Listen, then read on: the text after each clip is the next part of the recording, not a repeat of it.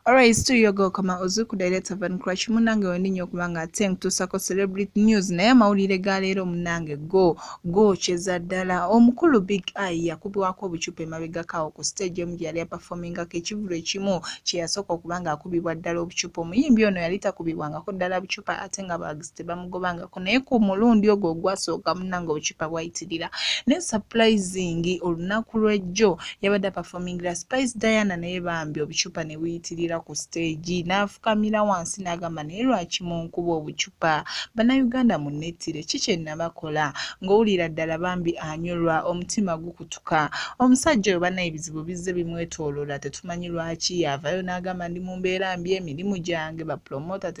tebantegeka biki ne buli omu akyeyabiddeko kubanga promota yenna walaba ekintu ekyo ekituusa ku Big Eye essaawa eno tasobola kubanga amukola ki amulanga ekivulu kye kubanga ekivulu kiba kigenda musala King Michael wano yakola ekivulu nekikola ki nekimusala Freedom Stop tebe ne buba bukalu kwegamba bannaye tetumanyi wa Uganda gyeraga naye ku nsonga eyo ey'obucupa okubanga bamaze obumukuba bambi pressure zamukubye pressure Big Eye wenjogerera essaawa eno eri hayi ebifaananyi ebyo byolaba bambi musajja wattu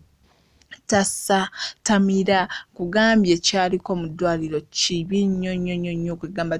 yeetaaga prayers zaffe ffenna tusobole okuba nga tumukola ki tumubeererawo naye ng'ensonga tetumanyi lwaki abantu munaye bamugobaganya ku stage obwenkaniddeawo okutuuka okumukyawa waatyo sijja kuba nga njogera nnyo just tulinde results ekinaava mu kyo ate era kyemmanyi wanaaba asusse nga Mukama Katonda amutereezezza mu mbeera ajja kuba munnange ate ayogerako eri kamera zaffe tuwulire ki Big Eye kyayogera sigadde nze kama ozuku director van crash mweraba